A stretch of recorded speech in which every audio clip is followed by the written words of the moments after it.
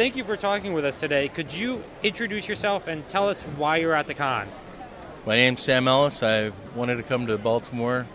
Had to come to this convention before, and I always wanted to, so thought I'd trek out and see how it was. How's Baltimore treating you? Baltimore's treating me wonderful. Now, as you can see from, well, obviously you know, but as people can see from the banner behind, you were the lead character designer on Archer. That is correct. I know that, I guess you could say some of the characters look similar to the actors, but how did you come up with the designs? What was your thought process? Well, originally when we first pitched the idea to the different networks before FX picked it up, there were a few of us working on a show for Matt Thompson called The Exicles, which is a spinoff of Frisky Dingo. Okay.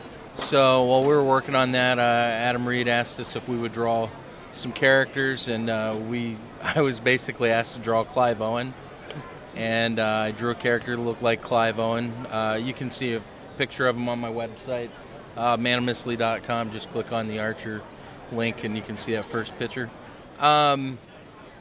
So it started as that, and then later on, when we were trying to refine the style and come up with different rules on how we were going to do the show, Neil Holman and Chad Hurd and I got together, and we kind of came up with different, if everything far away should be in shadow, let's only have one shadow. Let's not have, previously we had multiple shadows, multiple highlights, and everything close to camera was in the light and had highlights on it, and everything far back receded into shadow.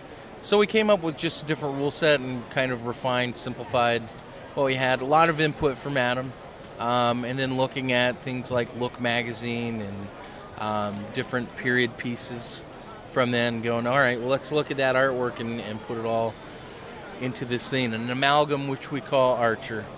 And it does have almost not like a classical feel, but it has a vintage feel to it. Thank you.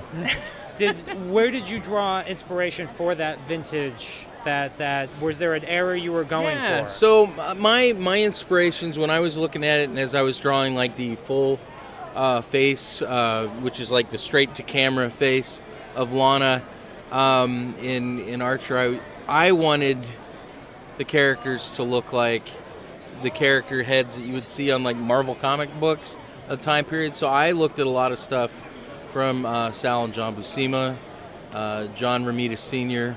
I'm a big fan of Alex Toth, which the studio previously, a lot of the people who worked there were, before Floyd County, worked for 7030 Productions.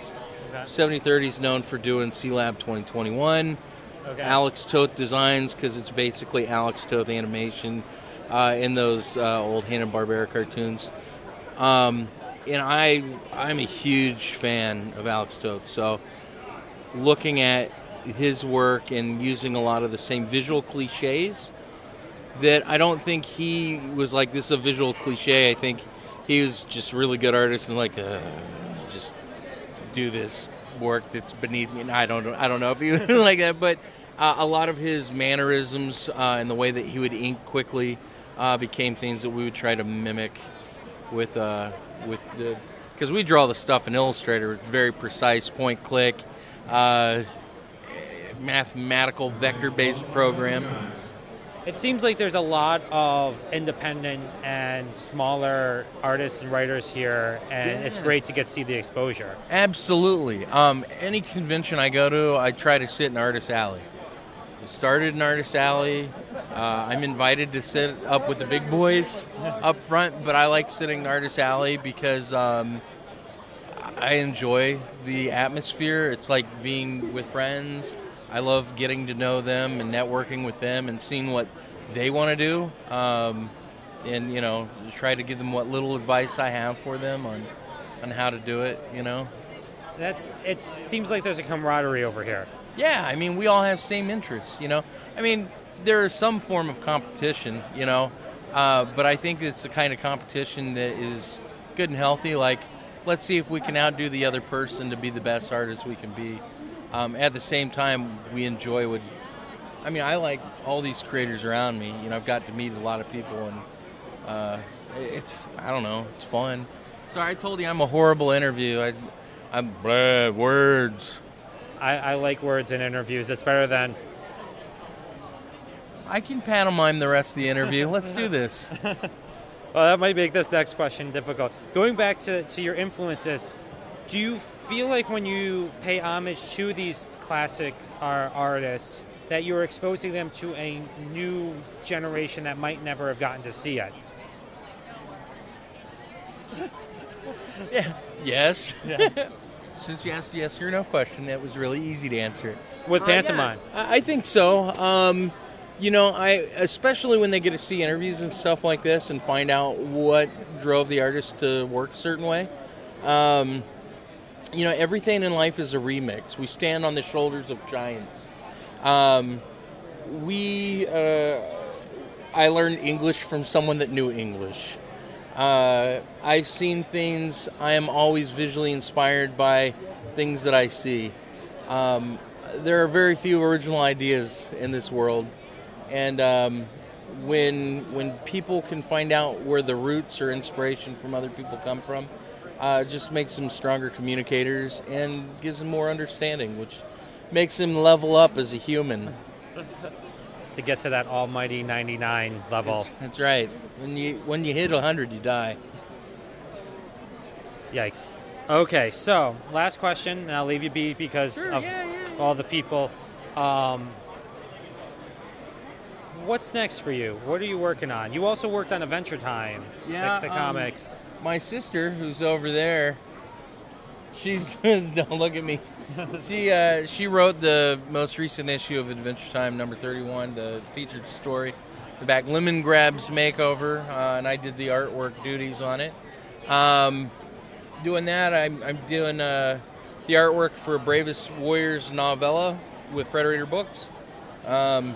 Some Catbug stuff. We've got a webcomic that we're trying to get out if I can alleviate some of my freelance. It's called Robot Cowboy Samurai at rcscomic.com. That sounds like an awesome title. It is an awesome title. The story's great. Her writing on it is fantastic. I just need to stick to it and finish drawing it. I'm so unhappy with my work. I've drawn it in like 4 or 5 different styles. One night I had like a breakdown and like changed everything and redrew it in like Adventure Time style and was like, maybe we need to do this. Maybe this is the way we need to do it. And she's like, Sam, believe in yourself. And I'm like, I can't believe in anything. Leave me alone. So, you know, she calmed me down and we started to put some good stuff on there. Then I just got hooked up with so many jobs that I had to slow down. I do have a YouTube channel, which is Robot Cowboy Samurai on YouTube, and I put up speed sketches. There's going to be puppets soon, and there's a few other secret things in the works that I can't say yet, but you can get like original art from me from Comic Art House. Well, thank you for talking with us today.